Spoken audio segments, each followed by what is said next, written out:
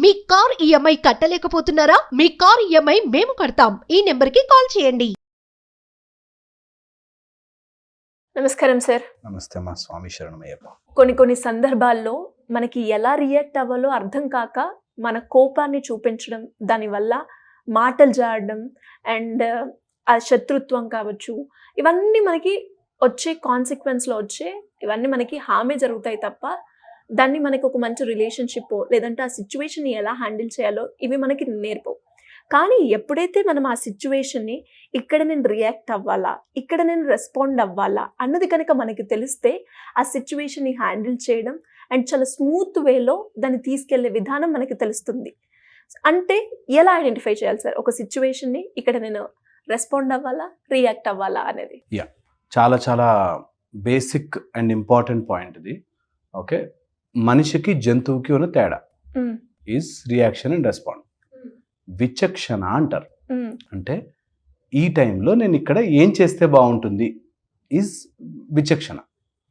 అలాగే ఒక కుక్క బిస్కెట్ వేయగానే ఒకలా రియాక్ట్ అవుతుంది. ఓకే, అది ఇంకా అలాగే రియాక్ట్ అవుతుంది.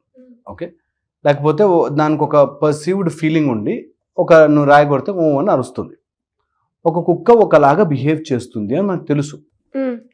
మనిషిని కూడా అలాగ ఒక జంతువులాగా బిహేవ్ చేయడం, సడన్గా మన కంట్రోల్లో లేకుండా అలా బిహేవ్ చేయడం అన్నది మనిషి తత్వం నుంచి కిందకి పడిపోయినట్టు, జంతువు స్వభావంలోకి వెళ్ళిపోయినట్టు.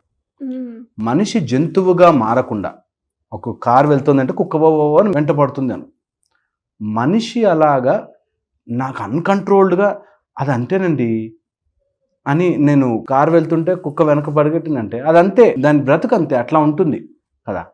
ఒక కుక్క అనుకుందంట ఇట్లా పడుకుని ఫ్లాట్గా, అందరు నన్ను ఎంగిలాకులు తినే కుక్క అంటున్నారు, నేను ఇంక ఎవరైనా ఏదైనా వేస్తే తినను, అసలు ఏంటి టూ మచ్, నాకు అసలు సెల్ఫ్ ఎస్టీమ్, నాకు మినిమం సెన్స్ లేదా అని ఇట్లా ఆలోచిస్తుందంట. పక్క నుంచి ఎవరో ఉంటే దాని నుంచి ఇట్లా ఏదో సామాన్ బయటకే కానీ పరిగెట్టుకుంటూ వెళ్ళి తినేసింది. మళ్ళీ వచ్చి పడుకుని ఆలోచిస్తుంది, చచ్చే ఊరికి ఎంగిలాకులు కుక్క అంటున్నారు. అదే మన మైండ్ కూడా, మన మనసు కూడా అలా చేయకూడదు, నాకు కోపం రాకూడదు అంటారు. సీన్ రాగానే కోపం రియాక్ట్ అయిపోతూ ఉంటారు. Reaction is an animal response. Responding is a human response. ఒక సిచ్యువేషన్ని చూసి దాన్ని ఎలా డీల్ చేయాలి అని ఆలోచించుకునే శక్తి మనిషికి ఉంటుంది. ఏమై ఉంటుంది అనే ఒక అవగాహన చేసుకునే శక్తి మనిషికి ఉంటుంది. జంతువులకు అలా ఉండదు. అందుకోసం అంటే జంతువుల్ని తక్కువ చేస్తున్నాను కాదు, బట్ జనరల్లీ యానిమల్ బిహేవియర్ ఒక రెస్ట్రిక్టెడ్ లైన్లో ఉంటుంది. మనిషి బిహేవియర్ కొంచెం అవాల్డ్గా ఉంటుంది, విచక్షణ ఉంటుంది, మెచ్యూరిటీ. ఇది గనక తెలుసుకోగలిగితే ఏ సిచ్యువేషన్లో ఎవరు ఎలా బిహేవ్ చేయాలో తెలిసిపోతుంది.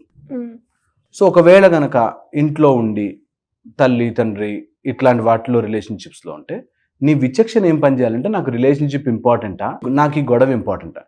ఎప్పుడూ కూడా చిన్న చిన్న ఫైట్స్కి మనము దిగబడిపోయి ఫైట్ చేసేస్తూ ఉంటే ఎప్పటికీ ఆ రిలేషన్షిప్ అంటుకున్నట్టే ఉంటుంది. It is never full.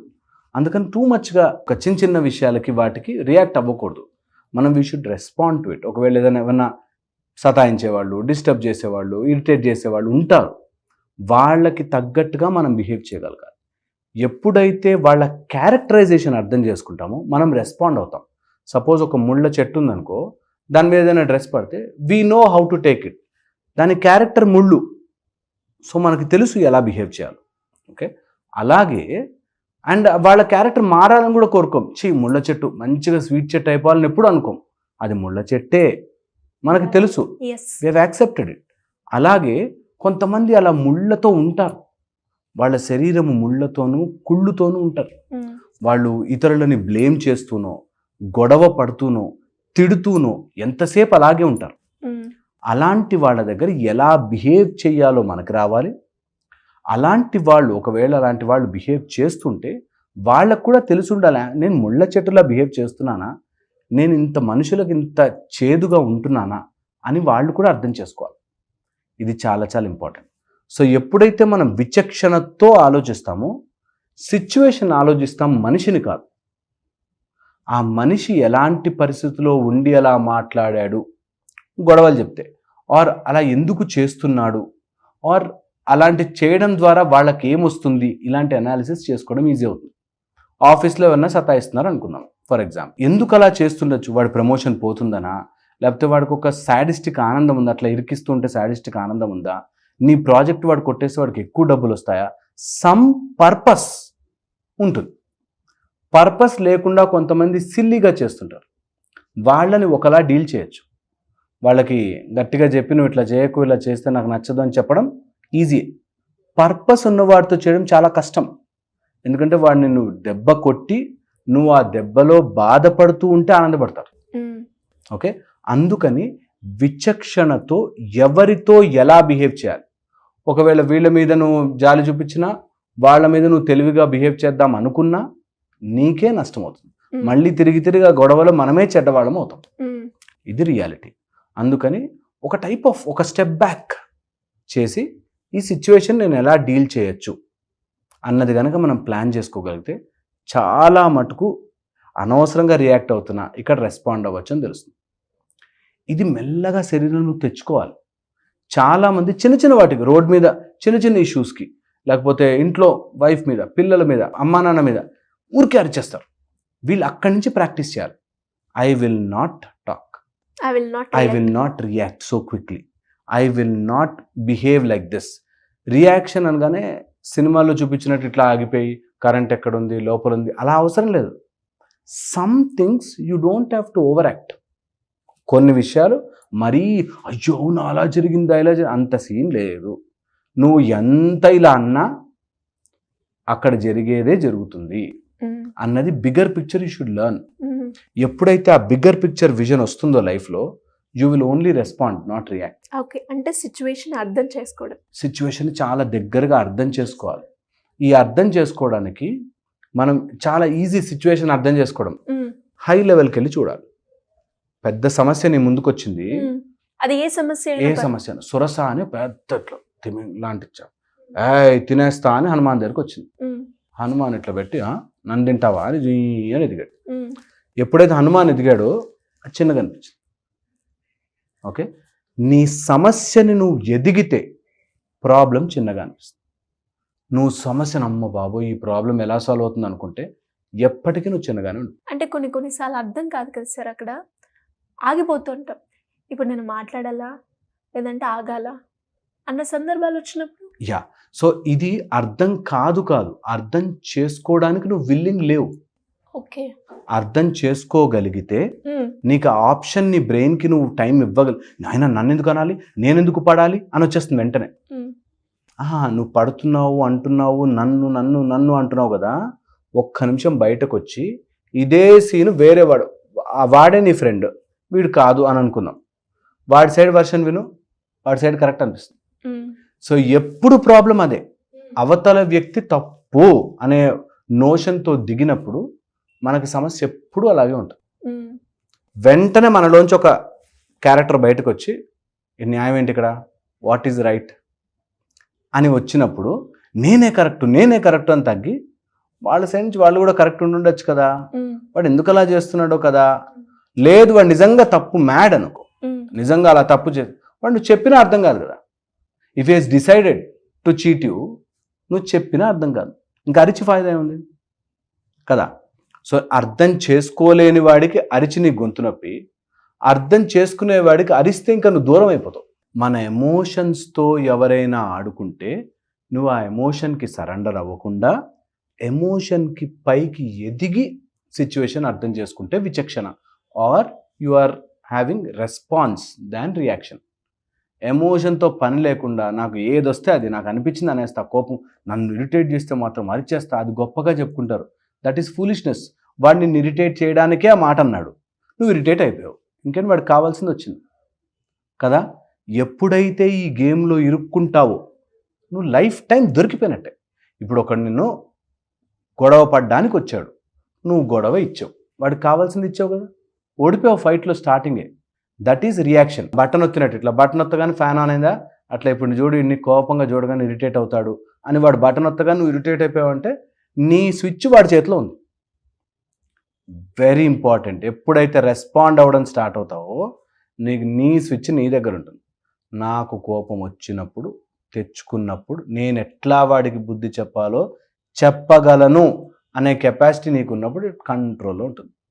ఓహో, నువ్వు స్విచ్ అయ్యగానే నేను గ్రైండర్ లాగా ఊగిపోనురా, I know what I can do, I will do it at right time, right place. అది విచక్షణ. ఎవరితో ఎక్కడ ఎలా ఎప్పుడు ఎందుకు బిహేవ్ చేయాలో మనకు క్లారిటీగా ఉంటుంది. ఇది డెవలప్ అవ్వాలి అంటే బై ప్రాక్టీస్. సిచ్యువేషన్స్ అట్లా వేడివేడిగా మరుగుతున్నప్పుడు మాట వేసి అనేసేసి నేను అని కాకుండా అక్కడ ఇలా కంట్రోల్ ఉండాలి. ఏంట్రా వీడిని ఇంత పొడుస్తున్నా ఇంత అంటున్నా కూడా రియాక్ట్ అవ్వట్లేదు ఏంటి అన్నప్పుడే నీకు రెస్పాన్స్ వస్తుంది. అండ్ అలా అని చేతగాని వాడిగా ఉండమని చెప్పట్లే, చేతగానిలాగా వేస్ట్ గాళ్ళలాగా నువ్వు ఏదన్నా మొద్దులాగా పడమని చెప్పట్లే. You will take everything, keep everything, modulated and put it back. అది రెస్పాన్స్. అండ్ ఆ రెస్పాన్స్ బికాజ్ మన రిలేషన్షిప్స్ గొడవలు వీటిలో మాట్లాడుతున్నాం కాబట్టి. కానీ స్పిరిచువల్ రెస్పాన్స్ కూడా అంతే. నీకు కొంచెం సేపు మెడిటేషన్ చేయగానే ఏదో అయినట్టు అనిపిస్తుంది. నాకు వచ్చేసింది, నాకు కలర్స్ వచ్చేసాయి, నాకు తెలిసిపోయింది, నాకు పూర్వజన్మ తెలిసిపోయింది, ఏమో చెప్తుంటారు. Reacting. Respond slowly, respond with a breath, respond slowly. Breathe చేసుకో, తెలుసుకో, ఆ ఎక్స్పీరియన్స్ని స్టోర్ చేసుకో, దాన్ని వాడుకో నెక్స్ట్ టైం నీ ఎక్స్పీరియన్స్కి. అలాగా రెస్పాండ్ అవ్వడం అనేది ఇన్హరెంట్గా లోపల నుంచి వస్తేనే మానవత్వం, మనిషి తత్వం. లేకపోతే జంతు స్వభావం. జంతు స్వభావంలో మన అంటే అంతే ఉంటుంది. సో నువ్వు స్విచ్ చేసే ప్లగ్ లాగా గ్రైండర్ లాగా తిరగకుండా నీ దగ్గర ఉంచుకో. కోపాన్ని, పగని, ప్రతీకారాన్ని తెలుసుకో. ఎందుకు వస్తుంది నాకు అంత పగ? ఏం చేశాడని వస్తుంది? వాడు నాకంటే గొప్పవాడు అవ్వాలని ట్రై చేస్తున్నాడా? దానికి నాకు కోపం వస్తుందా అని మనకు చాలా విషయాలు తెలుస్తాయి. 99% అందుకే అవుతుంది. So very very important. ఈ రియాక్షన్ రెస్పాండ్ని ఎప్పటికప్పుడు మాడ్యులేట్ చేసుకోవాలి. అన్నిటికీ రియాక్ట్ అయిపోయి కాఫీ కింద పడింది, నువ్వు కాఫీ కింద పడేసావా, వద్దు. Slow down. నీ హార్ట్ రేట్స్ స్లో డౌన్. మనకి స్పిరిచువాలిటీలో ఉండే ఒక గొప్ప విషయం ఏంటంటే వదులుకోవడం. ఎంత నువ్వు లోపల నుంచి లెట్ గో చేస్తావో, ఎంత వదిలేస్తుంటావో అంత స్పిరిచువల్గా గ్రో అవుతావు. ఎంత స్పిరిచువల్గా గ్రో అవుతావో ఇలాంటి గొడవలన్నీ ఆటోమేటిక్గా తగ్గిపోతాయి. That's the great part of it. నాకు ఏదో కోరికలు ఉన్నాయండి తీర్చుకుందామంటే ఇట్లా చేసారా, నువ్వు గొడవ పడకుండా ఉండు, అన్ని కోరికలు తీరుతుంటాయి ఆటోమేటిక్గా. That's the beauty of it. So ఏ సిచ్యువేషన్లోనూ రియాక్ట్ అవ్వకండి, రెస్పాండ్ అవ్వండి. జంతు స్వభావంలాగా ప్రతి దానికి కుక్కలరిచినట్టు లేకపోతే గ్రైండర్ మోగినట్టు కాకుండా one step back and respond. చేతగాని వాడిగా ఉండద్దు, అట్ ద సేమ్ టైం అన్నిటికీ అని ఉండదు. సమయం పోనీ ఏదైనా అనేసి అక్కడితో మర్చిపోవాలి. అని 10 మందికి చెప్తారు, వాడు నన్ను ఇట్లా అన్నా, నేను వాడిని అట్లా చేసిన, వాడిని ఇట్లా అన్నా అట్లా చేసిన, మొత్తం వేస్ట్ అయిపోతుంది. So respond intelligently. Hope that will help.